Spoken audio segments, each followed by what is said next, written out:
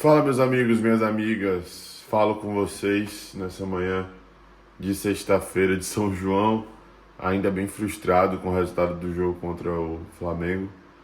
Chateado de alguma forma, porque fica esse sentimento de que poderia ter sido melhor em termos de resultado. Mas ao mesmo tempo orgulhoso, sabe, e esperançoso de dias melhores. Eu acho que quando você enfrenta um time que tem o melhor elenco da competição, que tem a força que tem, como é o caso do Flamengo, historicamente, mas precisamente nesse momento, né, nesse recorte dos últimos anos aí, e você consegue ser dominante perante esse time, acho que tem muita coisa positiva para ser colhida, né? O Bahia chegou a determinado momento do primeiro tempo a ter 72% de posse de bola. Eu não sou do time Diniz, posse de bola FC, que acho que isso é o suficiente, não acho. Mas é algo simbólico você chegar no Maracanã contra o Flamengo e exercer esse domínio com a bola. Então, esperança e dias melhores existem. Evidentemente, para sobreviver no Campeonato Brasileiro, brigando lá em cima a todo momento, você não pode perder ponto por besteira, né? Por conta de uma falta que fez ali, por conta de uma situação de bola aérea, por conta de não deitar atrás da barreira, ou coisas do tipo. E isso vai deixando o torcedor aí, certamente, angustiado, mas o saldo é positivo e a galera do Sport TV destacou isso bastante. Então já peço seu like, independente do resultado, independente do que aconteceu, é muito importante pra gente e veja aí a análise. Eu concordo bastante com o pessoal do Sport TV. No Maracanã, o Flamengo venceu o Bahia pelo placar de 2-1, com direito a gol no último lance, no apagar das luzes, como diriam os antigos. O Flamengo, com gol de Davi Luiz, venceu o Bahia num ótimo jogo nessa noite lá no Maracanã, não, Alex? Eu gostei do jogo, cara. Assim, o Bahia ele segue chamando atenção e ele tá com uma maneira de jogar que já tá amadurecendo. A gente falou muito a questão do Everaldo, o trabalho, né, que você pega um camisa 9 com esse perfil, até físico, né, cara? Ele coloca ele lá pra beirada para fazer esse enfrentamento e traz o Cauli para poder realmente privar ele de algumas situações e mesmo assim ele segue jogando bem, segue ajudando fisicamente, segue fazendo gol. Deu trabalho pro Flamengo também, exigiu realmente do Flamengo e valorizou essa vitória do Flamengo. O Flamengo, por outro lado, uma capacidade também bem grande de atacar sem medo, sem receio nenhum com os meninos ali. E o gol final, você vê, né? O Davi Luiz estava indo sempre pro segundo pau, a hora que ele vai realmente no primeiro, ele acaba fazendo esse gol, puta, né? Um golaço do Gerson, né? O Gerson pega de primeira, não tem como, bonito chute. Mas foi um belo jogo, cara. Quando os times jogam sem medo de perder... ou não é nem sem medo de perder, com vontade de ganhar, mas também reduzindo esse medo, né, Mansur? O gol do Bahia também muito bem trabalhado, muito bem trabalhado. Passe vertical, lá de trás, do zagueiro. Né? A bola chega no Jean Lucas, ele de primeira coloca o Everaldo na cara do gol. O Ayrton Lucas mal posicionado, né? Normal do lateral tá por dentro, não deixar o atacante entrar ali no meio dele, do zagueiro, né? Para mim, de novo, a palavra do Flamengo, que aliás, para o tamanho das perdas que teve com o Copa América e mais as lesões, 3 jogos com 2 vitórias e 1 empate, é uma pontuação importante. Muito boa. Porque é no momento de maior fragilidade do elenco. Agora, para mim, o que mais está moldando esse período é um exercício de adaptação.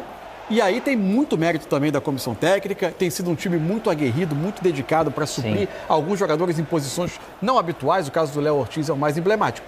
Por quê? Quem olhasse o primeiro tempo hoje via uma mudança de característica do Flamengo, aceitando que, diante de um Bahia que concentra jogadores no meio, que é difícil tirar a bola desse, não é simples tirar a bola desse Bahia, e o Flamengo com 2 pontas abertas, um dos meias, o Lohan, que já é um jogador que não é um meia puro, né? Um meia atacante, um meia de chegada. O Flamengo ficava em inferioridade muitas vezes naquele setor. E um dos 2 volantes do Flamengo, um dos 2 meio-campistas, era o Léo Ortiz, que não é um meia de origem. Então, quando o Bahia juntava Caio Alexandre, Everton Ribeiro, Jean Lucas, o Cauli saía da linha do ataque para ser mais um meio-campista articulador. Por vezes, o próprio Tassiano. O Flamengo se via em dificuldade de roubar a bola. Circulava muito no pé do Bahia. E o Flamengo entendeu que, a partir dali, a maneira de fazer dano era em ataque mais rápido, em velocidade, acionando os pontas, por vezes esticando um pouco mais a bola. Teve um período do primeiro tempo, quando o Flamengo abre o placar, que para mim o Bahia era melhor time do Flamengo. Conseguia impor mais a cara do jogo que ele queria. O Flamengo faz o gol, acaba tomando muito rápido, né? Um bonito gol do Bahia, mas já tinha tido uma jogada ensaiada com o próprio Jean Lucas por dentro, que o Bahia quase chegou no gol, porque o jogo do Bahia se desenrolava por dentro, pelo centro do campo, onde ele era é um superior. time perigoso, né, Mansur? E é bom, né? Muita qualidade técnica junta. Até porque no primeiro tempo, né, o Bahia jogou sem pontas, né, de características. Isso. Por mais que o Everaldo tenha jogado aberto do lado direito, Que é por como ele exemplo. começa os jogos. Isso, nesse jogo, ele optou por deixar Ademir e Biel, por exemplo, no banco para entrarem na parte final do jogo. O desenho inicial do Bahia, se você olha, é quase um 4-3-3, né? Caio Alexandre, Everton Ribeiro e Jean Lucas como os meios. Tassiano na ponta esquerda, entre aspas, Everaldo na ponta direita, porque eles vão Paulinho recompor centralizado, para né? ajudar esse, que não são meias também de tanta pegada, mas são de muita qualidade técnica. Quando vem o segundo tempo, o jogo ameaça ter um pouquinho do mesmo cenário e aos poucos o Tite intervém para tentar dar um pouco mais de controle. Ele faz o Gerson ir para o lado direito, quando sai o Luiz Araújo, tira o Lohan, Coloca o Alan. coloca o Alan também, fica com o meio um pouco mais para ficar com a bola. E aos poucos o Flamengo vai entrando no campo do Bahia, o que é uma questão desse Bahia. Manter o ritmo, a capacidade de ficar com a bola ao longo de todo o jogo. Até o Rogério intervir, como intervém quase sempre, colocando os rápidos, os velozes, para tentar atacar o espaço quando o adversário já está mais dentro do campo do às Bahia. vezes mais cansado também, né? Mas aí chamou a atenção de novo para mim o quanto esse Flamengo tem sido muito dedicado, esses jogadores, de buscar o resultado. O Flamengo não desistiu, entrou depois o Everton Araújo, mais um meio. O Léo Ortiz tem chegado exausto a parte final do jogo. É uma dinâmica totalmente diferente, ocupação de espaço. Ele não está parado em momento nenhum de volante. E outra, né, Alex? Normalmente o zagueiro corre muito menos do que jogador de meio campo, né? As ações são mais... Dá para descansar um pouco mais. Ainda mais com um time bom, né, Felipe? Time bom, ser zagueiro de time bom, você refresca muito mais. Até mentalmente o jogo, para quem tá de volante, ele tá toda hora pensando, ele tem que toda hora enxergando algo, então ele não tem folga. Sabe, vocês estavam falando da capacidade de reter a bola do Bahia. Sabe quantos passes o Bahia trocou no jogo hoje?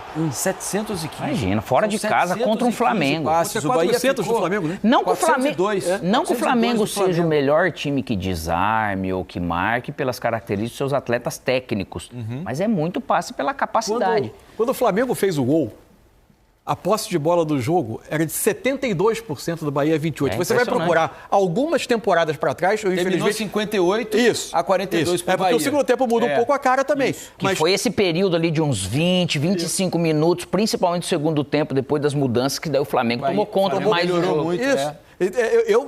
Eu tentei ir algumas temporadas atrás, o programa ia começar e eu não consegui chegar para saber quantas temporadas atrás o Flamengo teve, achar um jogo do Flamengo com essa posse de bola, eu de fato não me recordo nos últimos anos. No final, assim, é cruel com o Bahia tomar o gol no último minuto? É cruel. 1-1 contava o jogo, até contava, acho que razoavelmente bem o jogo. Poderia ter pendido para o lado do Bahia, mas eu acho que a vitória do Flamengo também está longe de ser um absurdo para o que foi o jogo. Foi um jogo equilibrado que podia ter pendido para qualquer um dos lados. Um negócio de uma característica, esse Flamengo, ele, vamos dizer assim, ele desfrutou muito tempo, foi a questão do Everton Ribeiro entrando, né? Cara, é impressionante o timing que ele tem dessa flutuação, desse momento, daquele espaço. E o Flamengo teve muita dificuldade. Isso que ele errou bastante passe final, a pifada final, vamos dizer assim, assistência, mas o que ele faz ali com essa bola no pé, ocupação de espaço, controle de um meia pensante é bonito. Muito legal a recepção da torcida do Flamengo em relação ao Everton. Uma gratidão, né? Uma demonstração de gratidão. O Everton gratidão. foi aplaudido